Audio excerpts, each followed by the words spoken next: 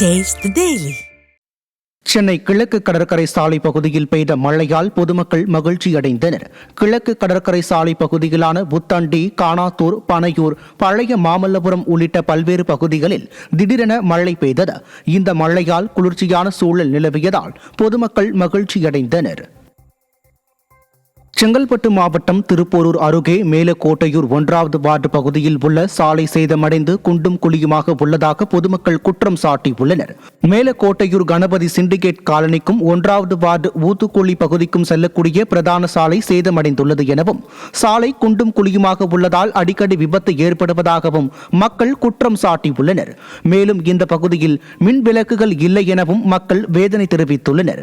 விடியாத திமுக அரசு மக்களுக்கு தேவையான திட்டங்களை செய்து தருவதில்லை என மக்கள் குற்றம் சாட்டியுள்ளனர். மயானத்துக்கு போகிற ஒரு பாதை வந்து சரிவர ஜல்லிக்கொட்டி சரிவர பராமரிப்பு இல்லாமல் இருக்குது. ரெண்டாவது அவங்க 5000 வீடு ஒரு 1000 வீடு இருக்குது. அது வந்து ஜனங்க அந்த பக்கம் தான் போகிறாங்க, அந்த பக்கம் தான் வராங்க. ஆனால் பயந்து வராங்க. தெரு விளக்கு எரிய மாட்டேங்குது. ஜல்லி போட்ட ஜல்லி அப்படியே இருக்குது. அதை பராமரிக்கணும். ரெண்டாவது இந்த பக்கம் 2 பக்கமும் குப்பையும் அந்த கோழிகள் எல்லாம் கொட்டிட்டு அந்த பக்கம் போகும்போது ஸ்மெல்லு வருது. கிருஷ்ணகிரி மாவட்டம் ஒசூர் அருகே பி. முதுகானப்பள்ளி ஸ்ரீ வீர ஆஞ்சநேய சுவாமி கோவிலில் விமான கோபுர மகா கும்பாபிஷேக விழா வெகு விமரிசையாக நடைபெற்றது. மகா கும்பாபிஷேக விழா கடந்த 23ஆம் தேதி மகா கணபதி ஹோமத்துடன் துவங்கிய நிலையில் புனித நீர் அடங்கிய கலசங்கள் வைத்து கால பூஜைகள் நடைபெற்றன. உற்சவத்தின் முக்கிய நாளில் வேத மந்திரங்கள் முழங்க விமான கோபுரத்தின் மீது புனித நீர் ஊற்றப்பட்டு மகா கும்பாபிஷேகம் விமரிசையாக நடைபெற்றது. இந்த விழாவில் அதிமுக முன்னாள் அமைச்சர் பாலகிருஷ்ண ரெட்டி, அதிமுக சட்டமன்ற உறுப்பினர் பிரகாஷ், பாஜக மூத்த தலைவர் பாலகிருஷ்ணன் உள்ளிட்ட கழக நிர்வாகிகள் மற்றும் பொதுமக்கள் பலரும் கலந்து கொண்டு வழிபட்டனர். திருவள்ளூர் மாவட்டம் திருத்தணி அருகே உள்ள URR கண்டிகை கிராமத்தில் கனிமவள கொள்ளையால் அரங்கேறும் விபத்துகளில் சிக்கி கிராம மக்கள் அவதியடைந்து வருகின்றனர். திருத்தணி பள்ளிப்பட்டு நெடுஞ்சாலையில் அதிவேகமாக வந்த கனிமவள லாரி கட்டுப்பாட்டை இழந்து பஞ்சாயத்து மோட்டார் அறை, மின்மாற்றி மற்றும் ஒரு வீட்டை இடித்து தரமட்டமாக்கியது. வீட்டில் யாரும் இல்லாததால் உயிர் சேதம் தவிர்க்கப்பட்டது.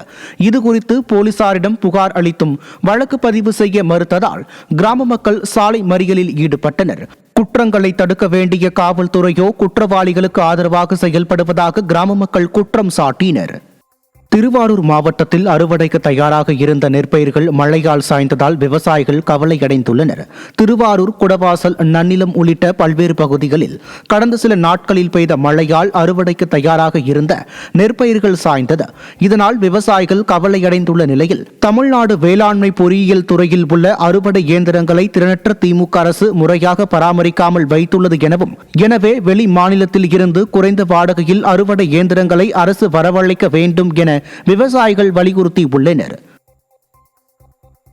பொறியியல் துறையில வெளி மாநிலத்திலேருந்து வண்டி கொண்டாடணும். இங்க இருக்கிற வண்டி வந்து ஓட்டையும் கிட்டையுமா இருக்கு. நாங்க கொண்டு வந்தோம்னா விவசாயிகளுக்கு பெரு இழப்பு ஏற்படுது. ஏன்னா சல்லாட ஓட்டையா இருக்கு, இல்லைன்னா வைக்க தள்ளாது, இல்லைன்னா நெல்லு குட்டம், இந்த மாதிரி இருக்கு. அந்த பொறியியல் துறையில இருக்கிறது வந்து சரியானபடி பராமரிப்பு இல்லாம இருக்கு. எங்களுக்கு பராமரிக்கணும். அதே போல வெளி மாநிலத்தில் உள்ள மிஷினை பொறியியல் துறை மூலயமா எங்களுக்கு வாடகை, குறைத்த வாடகை 1800 ரூபாய் என்னமோ, 2 மணி நேரம் பிரைவேட்ல ஓட்டினோம்னா 5200 ரூபா வரும். அதே வந்து இங்க 3600 ரூபா 2 மணி நேரம் ஓடினாலே எங்களுக்கு மிச்சம் கிடைக்கும்.